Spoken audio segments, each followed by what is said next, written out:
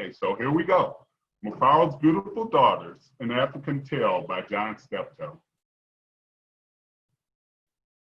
A long time ago, in a certain place in Africa, a small village lay across a river and half a day's journey from a city where a great king lived. A man named Mufaro lived in this village with his two daughters, who were called Manyara and Nyasha. Everyone agreed that Manyara and Nyasha were very beautiful. And if you look at the story, you can see that they have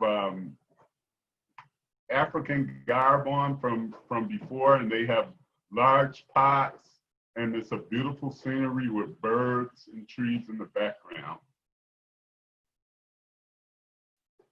Manyara was almost always in bad temper. She teased her sister whenever their father's back was turned, and she had been heard to say, "Someday, Nyasha, I will be a queen, and you will be a servant in my household." "If that should come to pass," Nyasha responded, "I will be pleased to serve you." "But why do you say such things? You are clever and strong and beautiful. Why are you so unhappy?" "Because everyone talks about how kind you are, and they praise everything you do," Manyara replied. "I'm certain that Father loves you best, but when I am queen, everyone will know that your silly kindness is only weakness." Nyasha was sad that Manyara felt that way, but she ignored her sister's words and went about her chores.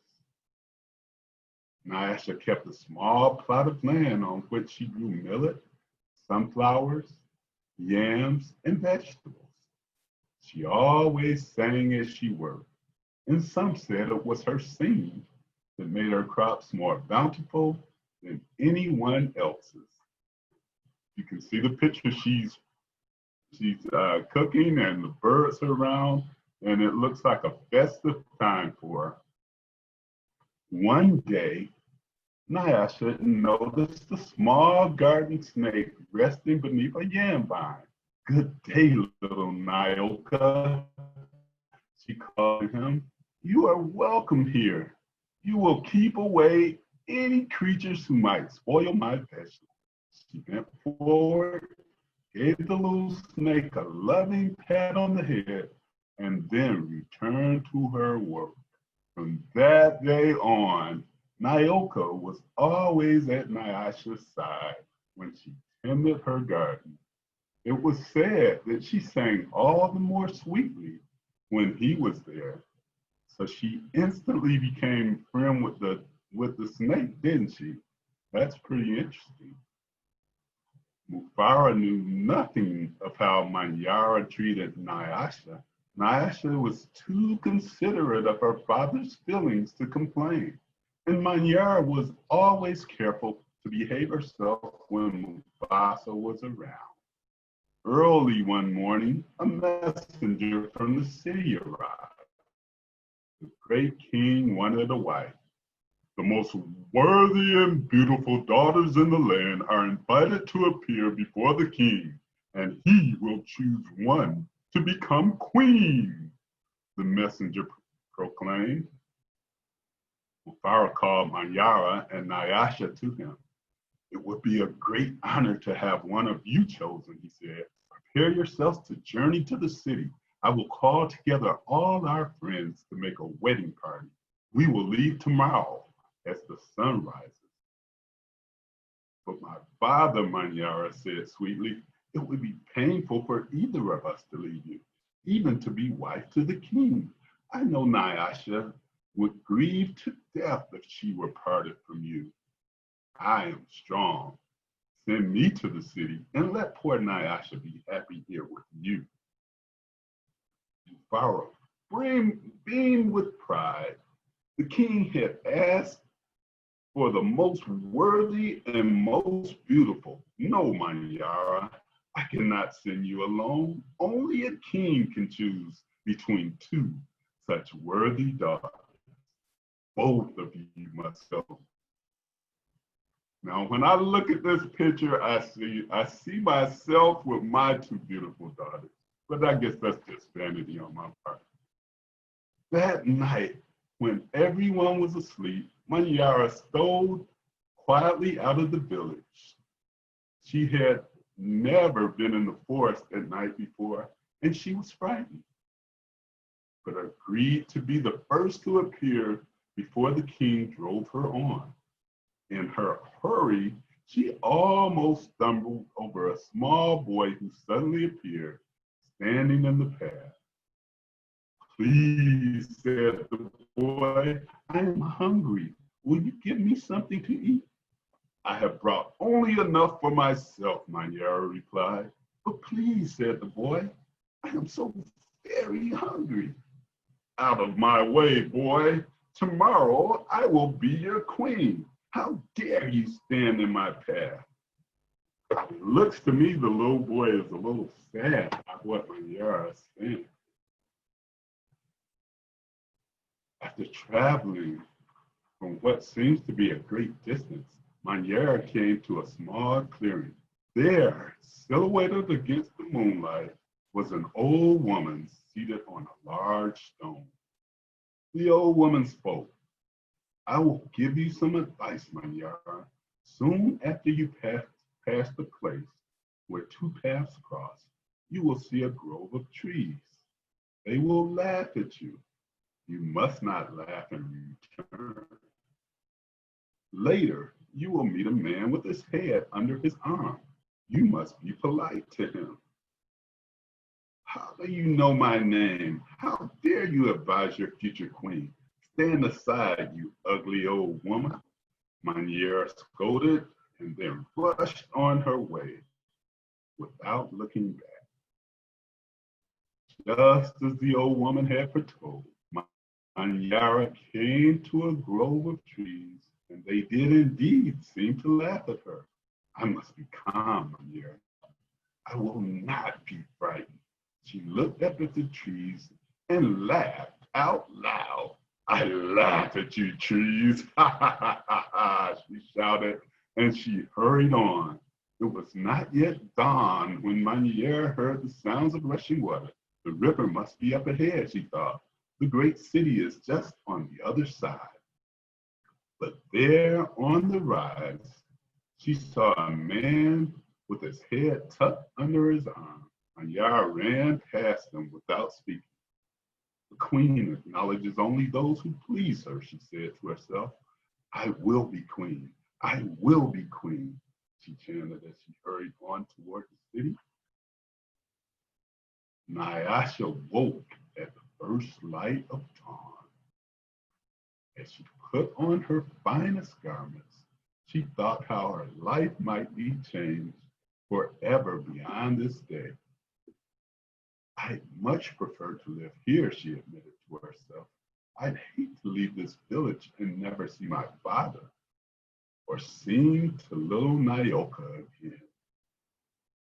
Her thoughts were interrupted by loud shouts and commotions from the wedding party assembled outside. Manyara was missing. Everyone bustled about, searching and calling for her. When they found her footprints on the path that led to the city, they decided to go on as planned. As the wedding party moved through the forest, brightly plumed birds darted about in the cool green shadow beneath the trees. Though anxious about her sister, Nyasha was soon filled with excitement about all there was to see. So beautiful, the wedding party all dressed in white, and look at the beautiful bird in the tree. They were deep in the forest when she saw the small boy standing by the side of the path. He must be hungry, she said, and handed him a yam she had brought for her lunch. The boy smiled and disappeared as quietly as he had come. Now, that's much different than what happened with their sister. Let's read on and see what else happened. Later, as they were approaching the place where the two paths crossed, the old woman appeared and silently pointed the way to the city. Nyasha thanked her and gave her a small pouch filled with sunflower seeds. The sun was high in the sky when the party came to the grove of towering trees. The uppermost branches seemed to bow down to the Nyasha as she passed beneath them. At last, someone announced that they were near their destination. So much different from her sister, isn't it? Let's see if you guys notice the difference again as we continue to be.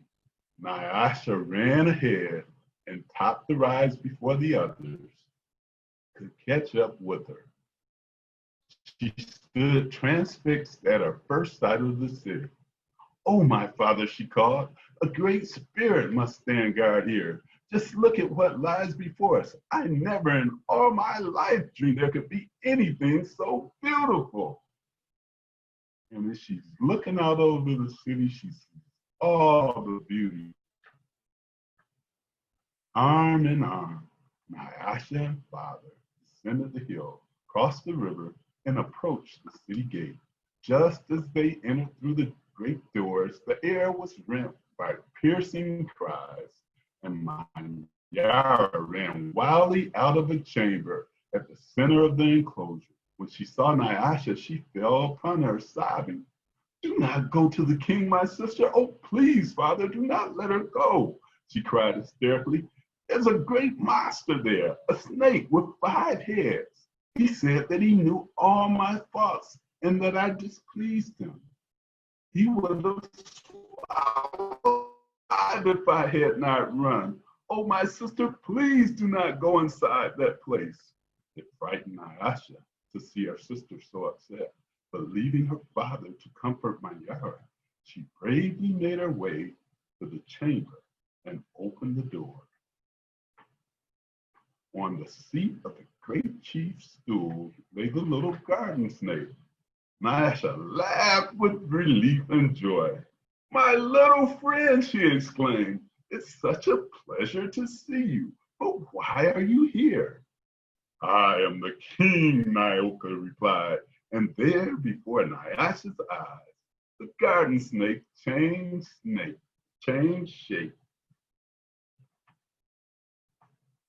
"I am the king. I am also the hungry boy with whom you shared a yam in the forest, and the old woman to whom you made a gift of sunflower seeds. But you know me best as Nyoka. Because I have been all of these, I know you to be the most worthy and most beautiful daughter in the land. It would make me very happy if you would be my wife." And look at him, so proud and strong. And so it was that a long time ago, Nyasha agreed to be married. King's mother and sister took Nyasha to their house, and the wedding preparations began. The best weavers in the land laid out their finest cloth for her wedding garments. Villagers from all around were invited to the celebration, and a great feast was held. Nyasha prepared the bread for the wedding feast from millet that had been brought from her village.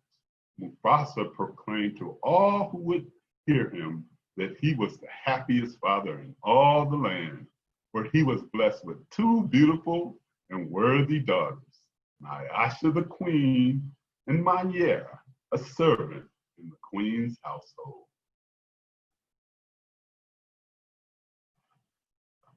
The end. How beautiful. If you enjoyed this video, please check out ziggybeans.com, where we offer more creative programs for children and families.